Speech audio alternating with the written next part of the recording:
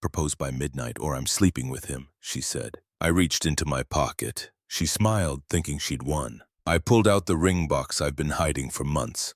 Opened it, closed it, put it back, said no and left. She chased me out screaming. Hey viewers, before we move on to the video, please make sure to subscribe to the channel and hit the like button if you want to see more stories like this. Thanks. The velvet box in my jacket pocket felt heavy, like a lead weight pressing against my ribs.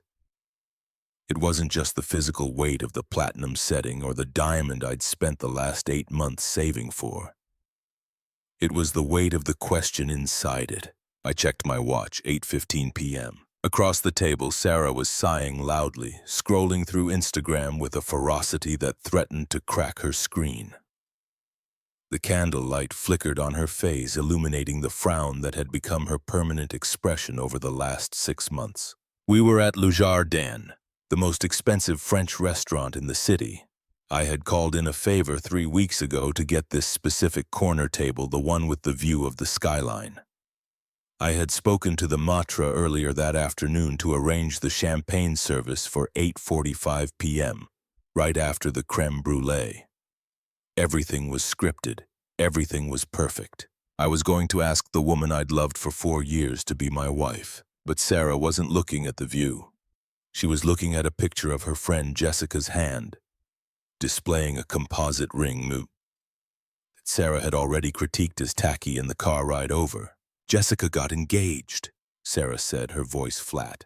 She didn't look up. That's the 3rd one this month. Opie, 3 of my friends, even the ugly ones, are getting married. I took a sip of water, trying to steady my nerves. My hand was shaking slightly, but she didn't notice. She never really noticed my anxiety anymore. She was too consumed by her own timeline. Her ring is nice, I lied, trying to pivot the conversation to something positive. But honestly, babe, I think you deserve something better than that. Something custom. She finally looked up, her eyes narrowing. I deserve something. Period. I don't care if it's a ring pop at this point. I care that I'm 27 and I'm still just a girlfriend while you play pretend house with me. This was the dynamic lately. Sarah had always been ambitious and driven, traits I loved about her in the beginning. But somewhere around year 3, that drive had curdled into a toxic obsession with status. She didn't want a marriage. She wanted a wedding. She didn't want a partner. She wanted a prop for her social media feed. And then there was Mark. Her phone buzzed on the white tablecloth. The screen lit up. Mark work. My stomach tightened. Mark was the work husband, the guy she told me not to worry about. The guy who was just a friend, but who somehow knew about our arguments before I did. He was a sales VP at her company. Flashy, leased BMW, teeth whitened to a blinding degree, and a reputation for sleeping with the interns. Are you going to get that? I asked, keeping my voice calm. She glanced at the phone, then at me. A calculated look crossed her face. She picked it up and read the text, a smirk playing on her lips. He's asking if I'm having fun, she said, deliberately provocative. He's having a party at his loft downtown. He says the invite is still open if my boring dinner ends early. We're celebrating our anniversary, Sarah, I said, my patience fraying. Why is he texting you during a romantic dinner? Because he pays attention to me. She snapped loud enough that the couple at the next table glanced over. He knows what I'm worth. He tells me every day that if he had a woman like me, he wouldn't keep her waiting in limbo for 4 years. He'd lock it down. I felt the ring box against my chest. The irony was suffocating. If she could just wait 30 more minutes, if she could just stop attacking me for 1 second, she would see that I wasn't keeping her in limbo. I was trying to give her perfection. I'm not keeping you in limbo, I said quietly. I take this relationship seriously. That's why I don't rush things. I wanted us to be financially stable. I wanted us to be ready. Stable? She scoffed, practically spitting the word. You're so obsessed with being stable, OP. It's boring. Mark isn't boring. Mark takes risks. Mark lives in the moment. She took a long swallow of her wine, draining the glass. Then she set it down with a hard clink. She leaned forward, her eyes cold and hard. I'm done, Opie. I'm done being the girl who waits. I'm done making excuses for you to my family.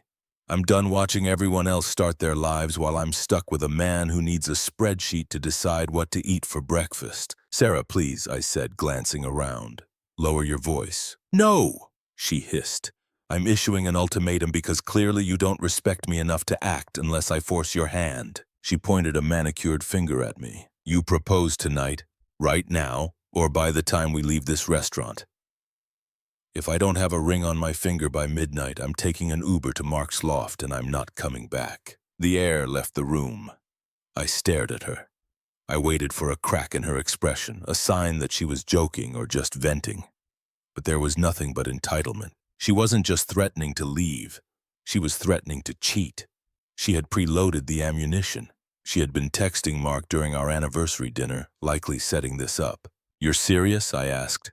You're threatening to sleep with Mark if I don't propose right now. I'm telling you that I have options, she said, leaning back and crossing her arms. Mark has been begging for a chance for months. He says he'd treat me like a queen, so balls in your court, step up or step aside. Something inside me snapped. It wasn't a loud snap. It was the quiet sound of a bridge collapsing in the distance. All the anxiety I had felt about the proposal vanished. The nervousness about the speech I had prepared gone. The worry about whether the diamond was big enough gone. In its place was a cold, absolute clarity. I looked at this woman, this stranger with the cruel eyes, and I realized I didn't know her at all. I had fallen in love with a version of her that didn't exist anymore. The woman sitting across from me was a hostage taker. And as I told myself in business negotiations 1,000 times, you never sign a contract under duress. Okay, I said softly. She blinked, confused by my calm tone. Okay, what? Okay, you want an answer? I reached into my inner jacket pocket. Sarah's eyes widened. Her breath hitched. I saw the transformation instantly.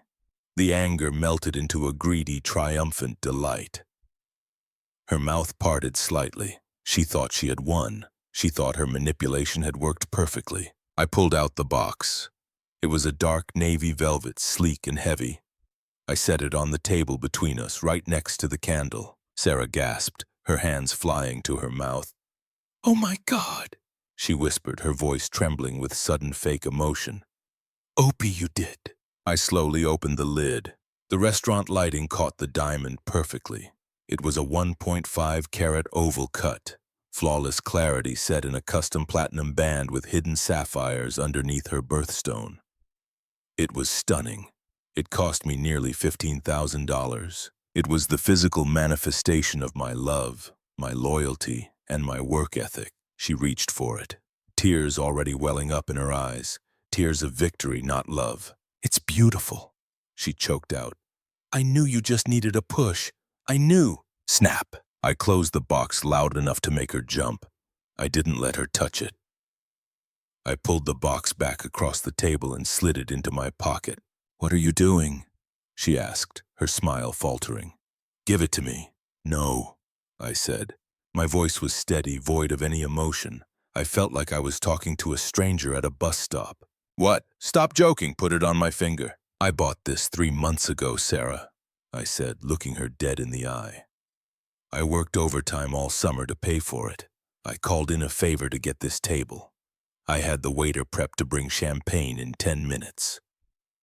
I was going to ask you to spend your life with me because I thought you were my partner. I didn't know, she stammered, her face flushing pale.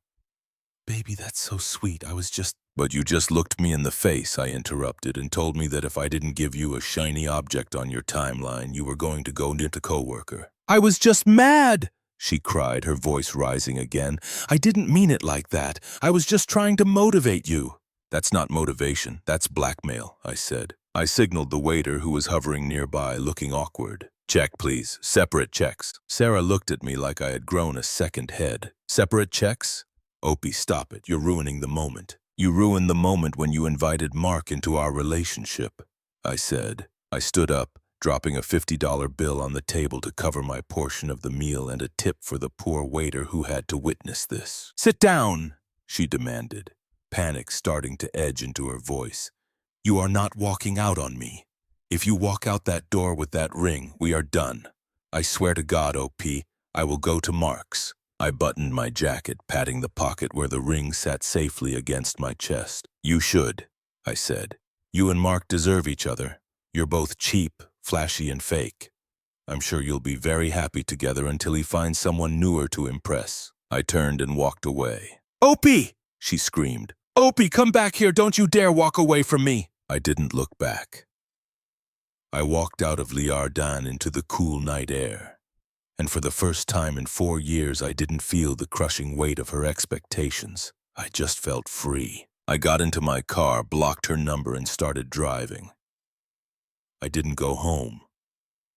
I went to the only place that made sense, a quiet hotel on the other side of town. I thought the hard part was over. I thought she would just disappear. But I underestimated just how far she would go to prove she won the breakup. The nightmare was just starting, but at least I had the ring. And as I would soon find out, that little velvet box was going to be the key to my new life. The hotel room was sterile and quiet, a stark contrast to the chaos I had just left behind. I sat on the edge of the bed, tie undone, staring at the blank television screen. My phone, which I had placed face down on the nightstand, was vibrating so hard it was slowly walking itself toward the edge. I knew I should just go to sleep. I knew the no-contact rule was the only way to handle a narcissist like Sarah, but human curiosity is a curse. I needed to know the blast radius. I picked up the phone. 17 missed calls, 34 text messages. The progression of the texts was a fascinating case study in manipulation. 8:45 p.m. Please pick up. You're overreacting. 8:52 p.m. I didn't mean it. I was just stressed. Don't ruin our anniversary over a stupid comment. 9:15 p.m. Pick up the phone. OP, you're embarrassing me. People are looking. 9:45 p.m. Fine. Act like a child. If you don't answer in 5 minutes, I'm calling Mark. 10:30 p.m. I'm in the Uber. This is on you. 11:15 p.m. Mark is listening to me. He actually cares how I feel. Unlike you, I felt a cold knot form in my stomach. She actually did it. She didn't go to her mom's. She didn't go to her best friends. She went straight to the man she had just threatened me with. I opened Instagram. I knew it was a mistake, but I had to see it with my own eyes to kill the last shred of hope I had. And there it was, posted 20 minutes ago. A photo of 2 glasses of red wine on a glass coffee table. In the background, out of focus but unmistakable, was the exposed brick wall of a downtown loft. I recognized it from the photos Mark showed off at work parties. The caption read, "Finally, with someone who knows my worth. Cheers to new beginnings, wine glass." She had tagged him. I stared at the image for a long time. For years. For years of loyalty, of supporting her through her law school exams, of paying the rent when she was between jobs, of planning a future. And it took her less than 3 hours to replace me with the office player because I didn't give her a piece of jewelry fast enough. I didn't cry. I didn't throw the phone. I felt something much stranger. Relief. If I had proposed tonight, if I had caved to her ultimatum, this is the woman I would have married. A woman who kept a backup plan in her back pocket. A woman who weaponized her sexuality to punish me. I screenshotted the post. Then I screenshotted her text threatening to go to Mark's. I saved them to a cloud folder named Evidence. Then I blocked her number. I blocked her Instagram.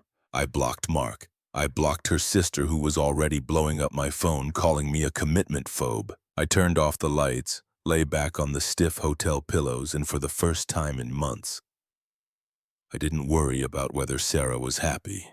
She was Mark's problem now. I woke up at 6 a.m. with the clarity of a man on a mission. The emotional part of my brain had shut down. The logistical part was firing on all cylinders. I knew Sarah's schedule. She would call out of work today. She always did when she was emotional or hungover. She would likely stay at Mark's until noon, playing the victim, soaking up his validation. That gave me a 6-hour window. I called my landlord at 8 a.m. sharp. Mr. Henderson, it's OP. I need to break my lease. You've got 6 months left, he grunted. That's a 2-month penalty fee. Plus you lose the security deposit. Fine, I said. I'll wire it today. I just need my name off the lease immediately. Sarah can stay if she wants to sign a new one, but I am legally vacating as of today. Next, I called a moving company that specialized in emergency moves. They cost double, but they could be there in an hour. I drove to the apartment. It felt like a crime scene. The ghosts of our life together were everywhere. The throw blanket we bought in Vermont, the coffee maker she insisted we needed. I didn't touch her things. I packed my clothes, my computer, my books, and the furniture I had brought into the relationship. I left the bed. I didn't want it. I left the TV. I left anything that we had bought together. I wanted a clean ledger. By 11:30 a.m., the apartment was half empty. My keys were on the counter next to a printed screenshot of her Instagram post from the night before. No note, no explanation, just the photo. My last stop was the jeweler. Walking back into Goldman & Sons less than 24 hours after picking up the ring was humiliating. But I swallowed my pride. I asked for Mr. Goldman, the owner who had helped me design it. He smiled when he saw me, but the smile faded instantly when he saw the look on my face. She didn't like the cut, he asked gently. She didn't get the chance to see it, I said, placing the navy box on the glass counter. I need to sell it back. Mr. Goldman sighed, taking out his loupe. Son, you know how this works. I can't give you retail price once it leaves the store. I know, I interrupted. Market value, just give me a number. He examined it for a moment, doing the mental math.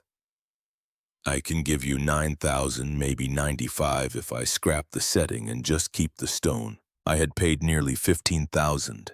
A $5,000 loss in less than a day. In any other context, that would be a financial disaster. But as I stood there, I did the math differently. A divorce would cost me half my assets.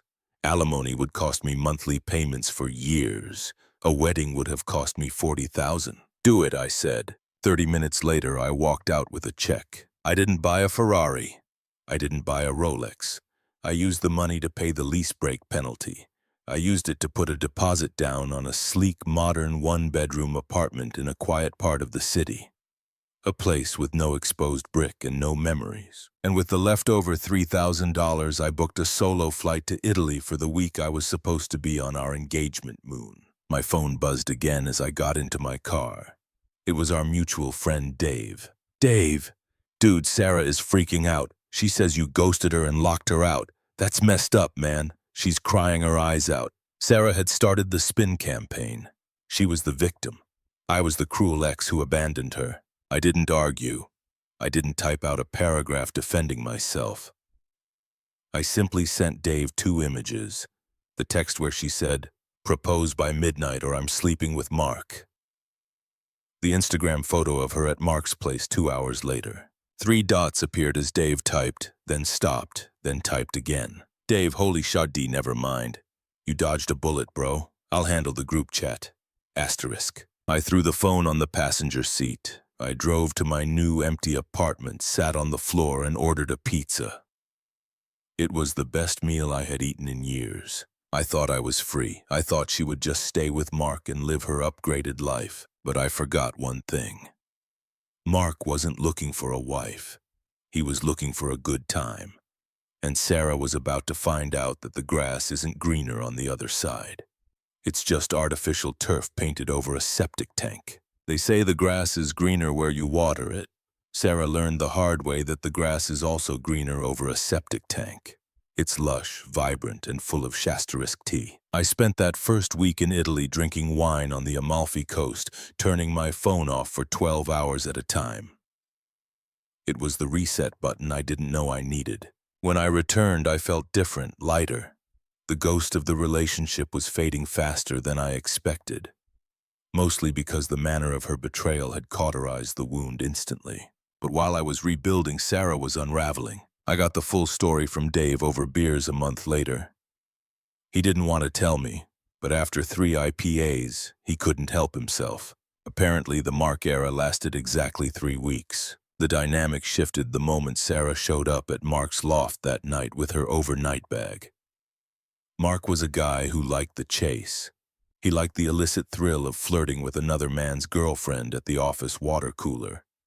He liked the ego boost of being the better option. He did not like the reality of a girlfriend. Once Sarah was single and sitting on his leather couch expecting a relationship, the fantasy evaporated.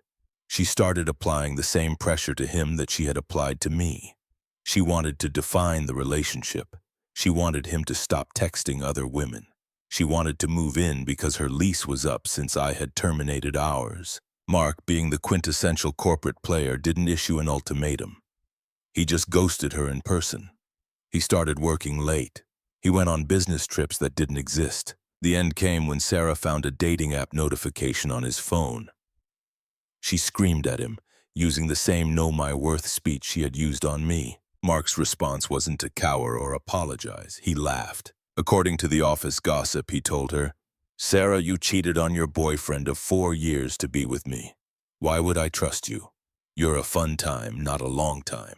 He kicked her out of the loft at 2 a.m. on a Tuesday because she had burned her bridge with me, and because our mutual friends had seen the receipts I sent Dave.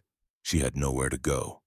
She had to move back in with her parents in the suburbs, a fate she considered worse than death. But the worst part for her wasn't the breakup. It was the realization of what she had walked away from. Dave told me that a week after Mark dumped her, Sarah went to Goldman and Sons to try and find out if I had actually bought a ring or if I had been bluffing with an empty box. Mr. Goldman, loyal to the end, didn't tell her the specs. He just told her he was very excited to give it to you. It was one of the finest stones I've sold this year. A shame he had to sell it back. She knew. She knew she had traded a custom platinum engagement ring and a loyal man for a 3-week fling with a guy who had her name saved in his phone as Sarah Work. I thought that would be the end of it. I thought the shame would keep her away. I was wrong. Desperation is a powerful drug, and Sarah was overdosing on it. 6 months passed. I was doing well.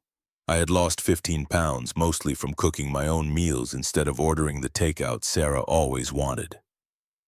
My bank account was recovering. I had even started casually dating a pediatrician named Elena, a woman who, on our 3rd date, insisted on splitting the bill because we're a team. I was leaving my gym on a Tuesday evening, headphones on, feeling the endorphin high of a personal best on the bench press up. "Opie," the voice was thin and shaky. I stopped and pulled my headphones down around my neck. Sarah was standing near the bike rack. She looked diminished. The confident, arrogant woman from Lou Jardin was gone. She was wearing old sweatpants. Her hair was pulled back in a messy bun, and she looked like she hadn't slept in weeks. "Hello, Sarah," I said. My pulse didn't race, my hands didn't shake. I waited for the anger to come, but it didn't. I just felt a dull, distant pity. "Can we talk?" she asked, wrapping her arms around herself. "Just for 5 minutes, I promise." "I don't think that's a good idea," I said, moving to unlock my car. "Please," she begged, stepping in front of the door. Her eyes were wet. I need you to know that I'm sorry. I messed up. Opie, I messed up so bad." I sighed, leaning against the car door. "You didn't mess up, Sarah. You made a choice. There's a difference." "I was confused," she cried. "I was feeling insecure, and Mark was in my ear telling me all these things, and I panicked. I thought you were stringing me along. I didn't know you had the ring." "Would it have mattered?" I asked. "Yes, of course." She looked at me with wide, pleading eyes. "If I had known you were going to propose, I never would have looked at him. I wanted to be your wife." I laughed. It was a dry, humorless sound. "Listen to yourself," I said quietly. "You're saying that your loyalty has a price tag. You're saying that if I had shown you the diamond 5 minutes earlier, you wouldn't have cheated. That's not love, Sarah. That's a transaction." She flinched as if I had slapped her. "I love you. I still love you. Mark was nothing. He was a mistake. I miss us. I miss our apartment. I miss you." She reached out to touch my arm. I took a step back. "There is no us," I said firmly. "The guy who loved you died the second you threatened to sleep with another man to get what you wanted." She wiped her nose with her sleeve, desperate now. We can fix this. I know we can. I've changed. I'm in therapy. Just tell me there's a chance. Tell me you didn't spend the ring money on something stupid. We could use it for a down payment on a house. We could start over. I looked at her. Really looked at her. She was still trying to negotiate. Even in her rock bottom, she was thinking about the money. She was thinking about the asset I had liquidated. I didn't spend the money on something stupid, I said. Hope flared in her eyes. You still have it or the money? I spent it on my freedom, I said. I lost $5,000 on the resale value of that ring, and it was the best investment I ever made. Investment, she whispered. It paid for the lease break so I didn't have to live with you. It paid for the movers. It paid for a trip to Italy where I realized I enjoy being alone more than I enjoyed being with you and the rest. I pointed to the new car behind me. Nothing flashy, just reliable and paid off. It paid off my car note. I have zero debt, Sarah. I have zero drama and I have zero interest in going backward. Her face crumpled. The reality finally hit her. There was no ring. There was no money stashed away for her redemption arc. There was just me, healthy and whole, standing over the wreckage of the life she burned down. You're cruel, she sobbed. How can you just turn it off like that? I didn't turn it off, I said, opening my car door. You did. You gave me an ultimatum, propose by midnight or you leave. I just helped you pack. I got in the car. She stood there crying on the sidewalk, shouting something about how I would regret this, how I would never find anyone like her. I started the engine. The sound drowned her out. As I pulled out of the parking lot, I checked my rearview mirror one last time. She was small, shrinking in the distance, still screaming at a taillight that was already fading away. I put my car in drive and merged into traffic. I had a date with Elena at 8 o'clock, and unlike Sarah, she didn't care about timelines or price tags. She just wanted to know if I liked Italian food, and for the first time in a long time, I was hungry. Thanks for watching. Make sure to subscribe to the channel and hit the like button. What do you think about this story? Share it in the comments.